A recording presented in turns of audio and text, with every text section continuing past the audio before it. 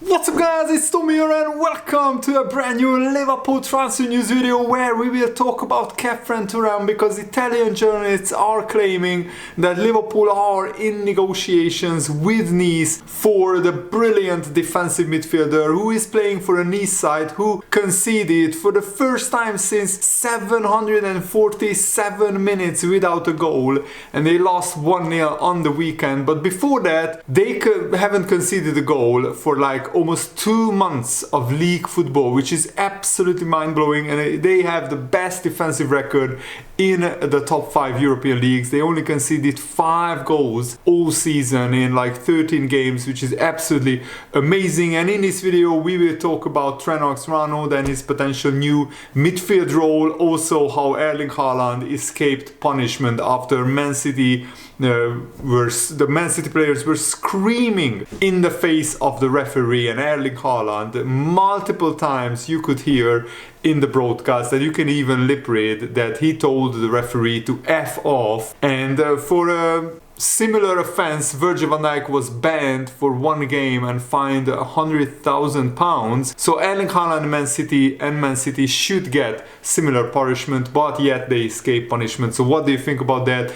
In the comments below. And who do you want Liverpool to sign in the January transfer window? Because according to Corriere Torino, Liverpool are negotiating a transfer move for Khephren Thuram, the 22-year-old brilliant midfielder, and Liverpool are looking to bring in at least one midfield reinforcement in the January transfer window, because Liverpool's injury risk keeps growing. Thuram is very highly rated in Europe and he has a big future ahead of him. He has been linked with clubs like Juventus, and it remains to be seen whether Liverpool can win the race for his signature. And Liverpool need to bring in a quality defensive midfielder who will of course add defensive steel to their midfield, and Khephren Thuram has the potential to develop into a world-class player, and he could cost around 35 to 40 million euros, which would be around 30 to 35 million pounds, and I think that would be great value for money. Liverpool certainly have the financial resources to pay that kind of money for him, and Khephren Thuram and the French American could prove to be a bargain in the long run. He has the attributes to develop into a top-class Premier League midfielder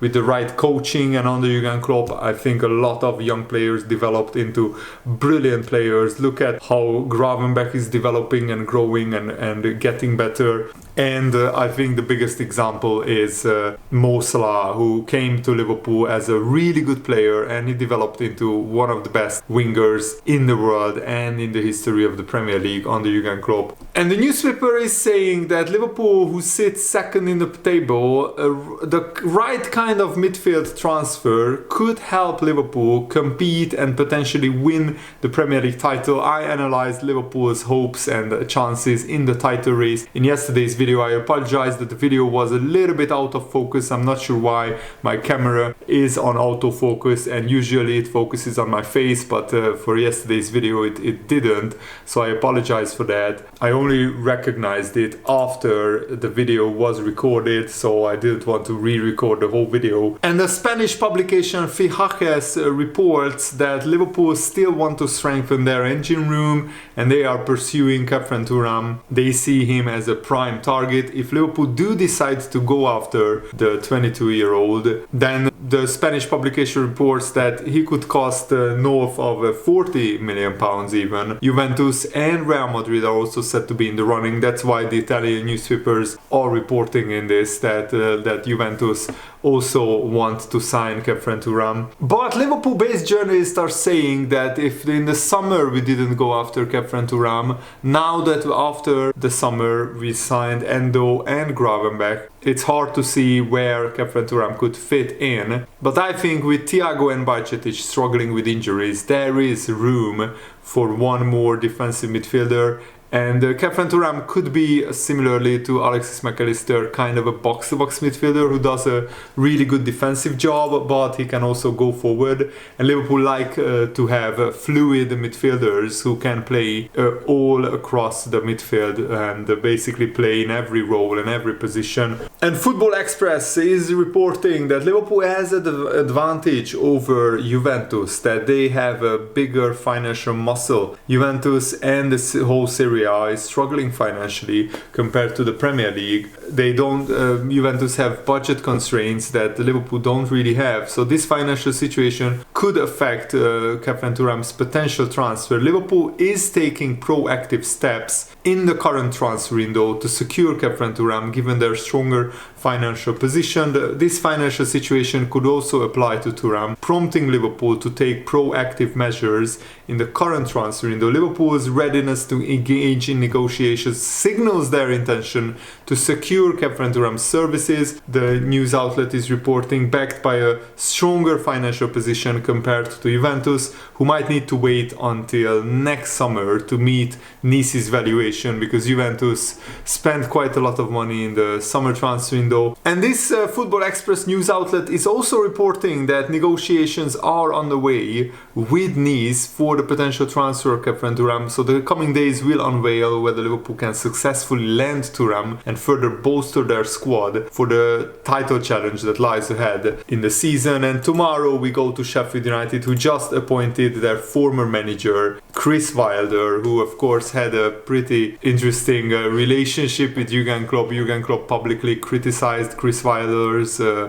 tactics and playing style. But the biggest problem for Liverpool is that they can't really properly know what kind of tactics Sheffield United will employ. But I don't think in 1 or 2 days they can change too much.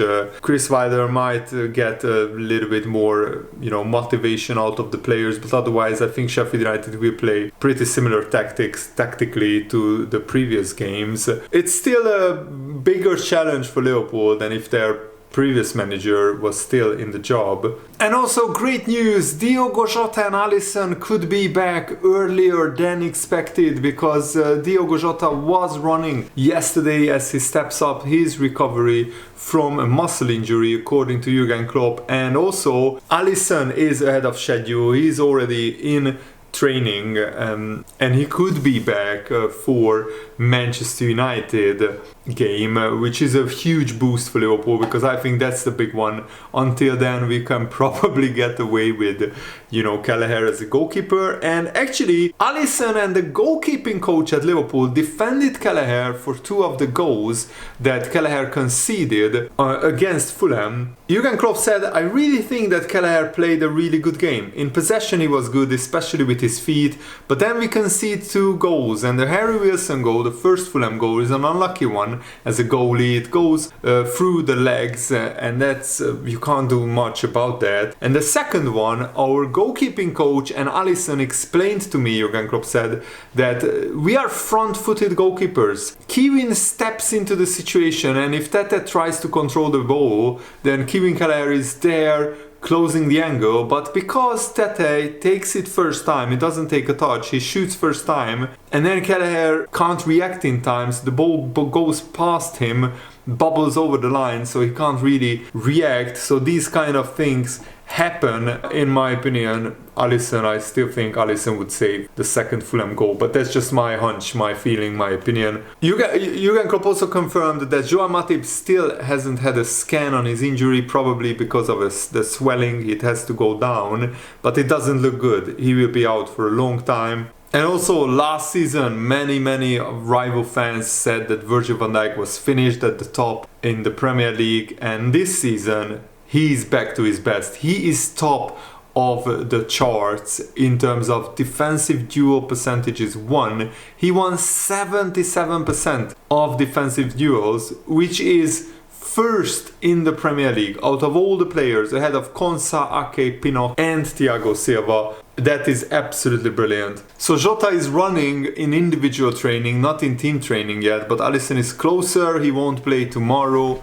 maybe for the Crystal Palace game on the weekend, but he will probably be back for the Liverpool-Man United game, which is really, really promising. And Jurgen Klopp said that Salah is up there with a player with his numbers. I'm not sure I will ever coach again, Jurgen Klopp said. From first talks then we had to them to now, as a man, exceptional. He's an all-time great, and I've been blessed to have a few good ones, but he's right up there. And he is probably right. Jurgen Klopp might not coach another player like Mo Salah, who is averaging 31 goals per season, and also he's nearing 200 goals for Liverpool, which is just an absolutely crazy, mind-blowing number. And Jurgen Klopp spoke about Trent Alexander-Arnold and his role in the team, whether he could potentially slot into midfield or stay as a right back. It's just about us and who is available. Conor Bradley, Joe Gomez, one play left back because Kostas Tsimikas can't play all the games. We will see. Trent obviously played well in the last game. It's always this unpleasant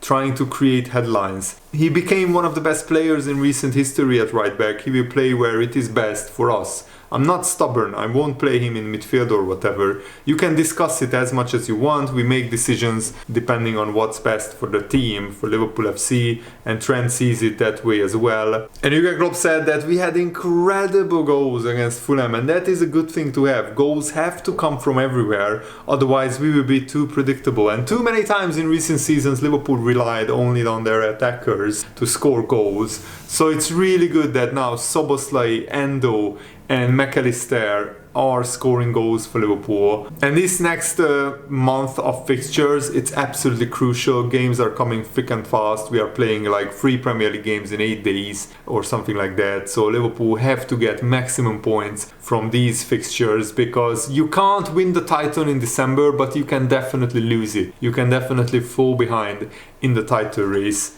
and that's not what Liverpool want to do. And Jurgen Klopp said that we are 2 points behind Arsenal. Our late winner was important for everything, that's true, but it's nothing to do with the title race or the title winning season. A lot of things we can take from the game for tomorrow. Beginning was good against Fulham, and after we went 3-2 down, we were good as well. But I don't think a second about where we can end up. We will have to be here until April, and then we can talk about it. But I have no clue where we will be in April. This is the toughest period in football, and we have already lost Roy Matip, and a few other players are injured. So we don't think ahead of the next game, no chance. We need a strong bench, and just we need to squeeze everything out of the group of players that we have and try to get as many points as possible, because the Premier League is an absolutely relentless marathon. And finally, we have to talk about Erling Haaland escaping a ban as FA charged Man City for surrounding the referee, but Erling Haaland grabbed the referee with both hands. He was screaming in his face. He told him to F off multiple times, and yet the FA aren't punishing Erling Haaland, and he is not going to get a ban or a fine, which is absolutely hypocritical, because Virgil van Dijk got a fine and got banned for saying something similar to the referee when he awarded the penalty against Newcastle. And he even tweeted WTF and a video of the incident after the game. And if that wasn't improper behavior, and if that wasn't like verbally assaulting the referee, then I don't know what is. But Man City usually get preferential treatment from the FA and from referees, so I won't really hold my breath whether Man City will get punished or not. They probably won't. Let me know what they think in the comments below. Thanks for watching, guys. Hope you enjoyed this. Have a nice day. See you later. Goodbye.